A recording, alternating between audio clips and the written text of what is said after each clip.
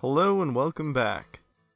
So, the first thing I want you to do, the first thing in this whole process, is to simply take a moment and think. I'd like for you to think about a person you'd like to meet. It can be anyone. Preferably, it should be someone you find interesting, someone you'd feel comfortable hanging out with. It can be based on a real person or a fictional one. It can be whoever you feel resonates with you. Now, I want you to take a moment to think about what it would be like if this person was right next to you. What would it be like to be in their presence? How do you think they would react to you? Imagine what it would be like to meet up with them every day and to spend your free time together. Imagine what it would be like to share months and years of friendship in this manner, seeing them so frequently that they become part of your life. Take some time, a few minutes or so, and think about these things. Alright, so now you get the general idea. The question is how to get there, and that's what this section is all about. I'm going to go over my guide and how it will work. This will give you an idea of what to expect, as well as an overview of the guide as a whole. This guide will be divided into sections in which I will explain certain aspects of Tulpamancy, and then provide a series of exercises to practice which relate to the aspect described. In other words, each section is one part theory and one part practice. I will first explain why the aspect is important and how it relates to Tulpamancy as a whole. Then I will offer some exercises that you can practice to grow your skills and develop competency in the aspect. I recommend listening to all sections and trying out the exercises, even if you feel that you have sufficient experience in the aspect I'm describing. This guide is intended to cater to those who have no experience with Tulpamancy, meditation, or visualization, and as such, it will start from the basics and work upwards towards more advanced mental practices. If you are coming from another guide, have already created a Tulpa, or have experience with the aspect described in a section, then you can choose to skip it, but be warned that you are doing so at your own discretion. In my opinion, there's nothing wrong with taking some time to review things you already know. Also, it's not required to complete every exercise for every section. My intention is to provide an assortment of exercises so that you can choose which one is best suited for you. If you don't like one exercise, then read over the rest and find one you like better. All of the exercises for each section are intended to work towards the specific aspect and therefore should be comparable to each other. This allows for greater freedom in how you approach things so that you can experiment to find out what works best for you. Completing the exercises will strengthen your mental skills for use in later sections, where they will be pushed to greater intensity and combined with other mental skills to accomplish more challenging mental feats. To help prepare you for this, I also provide a loose goal at the end of every section. These goals are not intended to be rigid standards, but merely act as markers for your own progress. They will give you an idea of when to move on.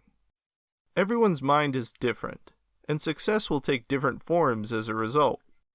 Some people may take longer on certain sections, and that's perfectly fine. The intent is for you to work towards the goal by practicing the exercises. Once you feel that you have an adequate grasp on the aspect, you can continue even if you don't meet the goal exactly. However, please do not cheat yourself. Don't take the easy way out by skipping ahead when you feel like you've hit a brick wall. Try to use the example exercises to create your own like it, or try reading other guides and articles in the Tulpamancy community. Keep in mind that it will take longer for some people to get results, but persistence and putting in effort is the only way to make it happen. Remember, you must dedicate yourself in the same way an artist dedicates themselves to their art. So, another thing I'd like to mention is the ultimate goal of my guide. Unlike most guides, the final end goal is not imposition. As in, the end goal is not to have a tulpa that you can see and hear as a vivid hallucination as if they are with you in the real world. There's nothing wrong with having this goal. It's just outside the scope of what I'm going to cover here. Imposition is a topic that I plan to cover in another shorter guide that acts as an extension to this one. The true goal of this guide is to develop a tulpa that demonstrates sentience, separateness, and selfhood. In other words, it is to develop a tulpa that has a mind of a sentient person and thinks and acts for themselves on their own terms. The reason for this is simple. The most important quality of a tulpa is its consciousness. Being able to see and hear your tulpa in vivid, realistic clarity is certainly nice, but it's not useful or fun to have to make them move and talk by yourself. The consciousness is what animates a tulpa's form, and it forms the words that they speak through their voice. Their consciousness is what makes them a person instead of a posable doll. Even more so, a tulpa must have a developed consciousness if they are going to make a meaningful impact on your life. Their words have so much more weight when you know that they are choosing to speak them. Their actions have so much more meaning when you notice them choosing what they're doing. Their independent consciousness is what makes them feel like they're really there, not just how well you can hear or see them. This is why it's the goal the entire guide is centered around.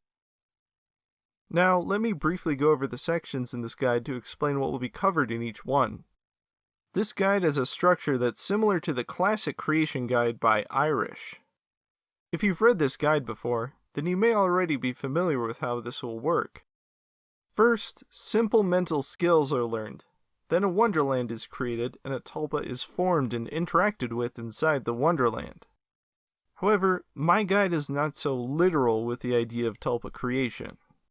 I do not focus on tulpa forcing as a method of forcing a tulpa into existence in your mental space. Instead, I prefer to use a more natural approach, which allows a tulpa to form mostly on its own. The details of this will be covered later. For now, all that you need to know is that there are 8 sections in this guide. The first 2 sections are focused on getting accustomed to mental practices and learning meditation. These are the first steps that are necessary to take before we get into more advanced topics. The third and fourth sections are about creating and sustaining mental images and sounds.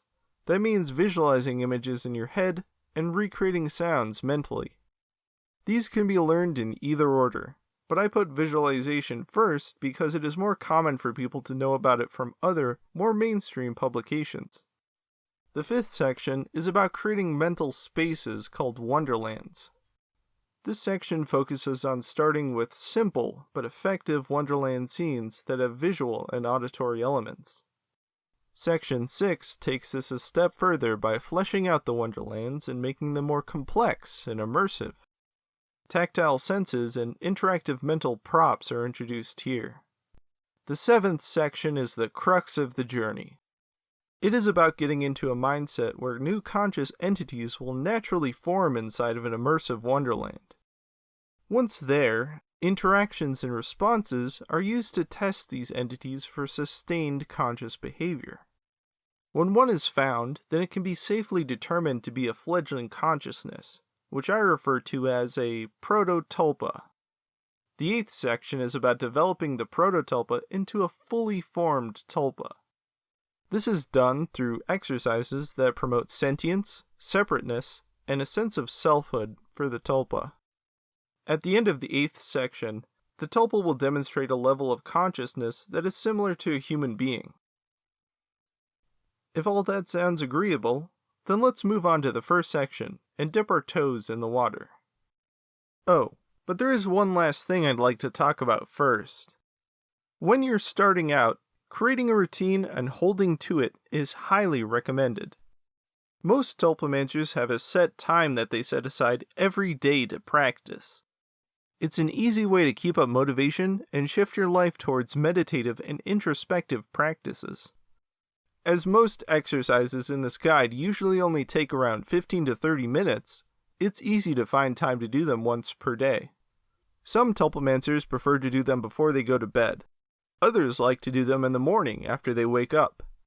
And some like to do them whenever they can find the time. Keeping up a daily routine seems to work best, but doing it every other day, or 3 times out of the week can work as well. Along with a routine, many tulpamancers find that keeping a journal helps them keep track of their progress. It doesn't have to be long, only a few short sentences describing your thoughts or what exercises you performed can help. For example, you could do something like October 28th, visualized for 30 minutes. This has the added benefit of making it easier to describe your experiences to other tulpamancers when you want to seek out help or ask questions. Alright, now let's move on with the first section.